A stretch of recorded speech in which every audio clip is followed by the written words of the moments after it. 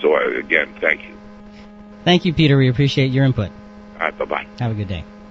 And so, Jonathan, Peter's perspective is pretty clear. Protect the innocent. That's right. And it's interesting, he said something about doing away with someone that you don't even know yet. And I think there's some great value in that. And a lot of people on the pro-choice side of this matter will look at what we're saying at this point as emotional argument.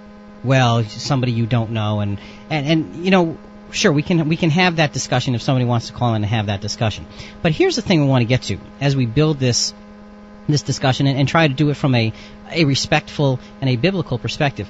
First of all, remember, Jonathan, when we started with the statistics, how there were so few abortions back in the early 60s? Yes. Why were there virtually no abortions in this country back then? Why? Well, first of all, it wasn't nationalized and legal on a national basis. But was there something else in our country, in the fabric of what we stood for, that made it different than it is now? And I think the answer is absolutely yes.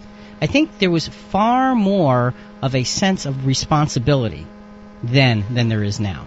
We have, unfortunately, created in the last 50 years an environment in which personal responsibility is oftentimes put on the shelf and overridden by issues of esteem and feeling.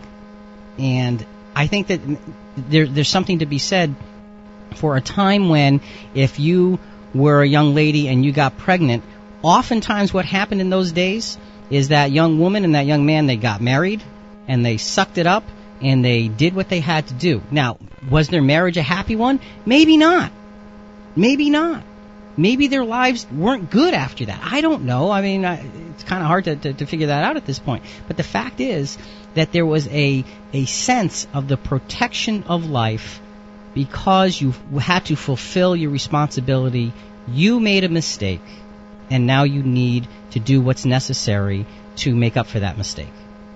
So I think that was one of the things that was different way back then versus now. And think about it. In the early 60s, wasn't that the baby boom? Yes, that's right. The post-war baby boom from 48 or 47 or 46, whatever it was, to 1964. This was the post-war baby boom. There are babies being born all over the place here. I mean, we're baby boomers. Mm-hmm. Okay, we're dating ourselves. Yeah. I'm 50. Everybody knows it. Jonathan made sure you knew it. Wow, you are old. Okay. But see, you think about it. You had this baby boom, and yet the number of abortions was very, very, very small because there was a different mentality in terms of life back then. Well, then, so the next question is, okay, well, how did people get by without an abortion as an option? They just did. And I think there's great value in that simple little answer. They just did because they didn't have the option. What they did is they said, okay, I have to take responsibility for this, and they did it. Now, whether they did a good job of it or not, we could debate all day long. But the fact is, they took responsibility. And folks, there is something incredibly valuable about approaching this subject from the standpoint of responsibility and not convenience. And I think that's where we need to really, really, really get to. Back in the early 60s, Jonathan, and we're harping on this for a reason. Were families better off or worse off then? What do you think? I think people were content with what they had. Now, see, there's an interesting thing about your choice of words there. Content. Content doesn't mean that you had everything. Right. But you were willing to work with what you had. Mm-hmm. Mm-hmm. And when you look at, and think about this, when you look at post-war, post-World War II, houses and neighborhoods, were the houses really huge, or were they all small? They were pretty small. They were pretty small. And you had neighborhoods. Yep. And people, you had the 9-to-5 factory working dad kind of thing. Mm-hmm. You know, we're talking almost like the Leave It to Beaver age here. The Andy Griffith type of a thing here. The mother taking care of the children. And there was now we're not suggesting that everything was perfect back then. Of course it wasn't, and there were all kinds of troubles and problems.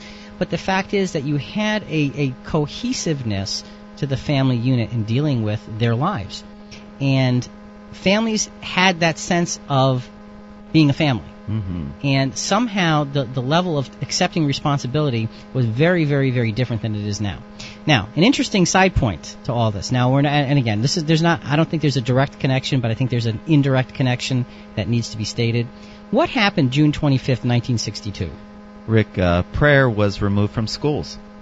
Now, think about that. In 1962, June 25th, prayer was removed from schools. If you look at the abortion charts, in 1963 is the year the numbers started to go up. Now, is that a coincidence? Is the removal of prayer directly responsible for a rise in abortions? No, it's not. But I think what it stands for is one of the direct responsibilities, and that is a walking away from a godly-centered life to a more individually-centered life. And the further we get from a godly-centered life, the worse off we are. Now, is that to say that in America throughout its whole history before then, everything was great? No! You had slavery, you had all kinds of things that were wrong, and they needed to be fixed. There's no question about that. But from a godly perspective, things began to degrade. And we live now in a time that when I grew up, when I was a little kid riding my bike in my neighborhood, it was a very different environment than when I raised my children to ride their bikes in the neighborhood. We didn't like them riding their bikes in the neighborhood so much. We allowed it, but with great limitations. When I was a kid, my parents you could ride as far as you wanted, just be home for supper. Different environment. I mean, what happened there? And we're more wary of people around.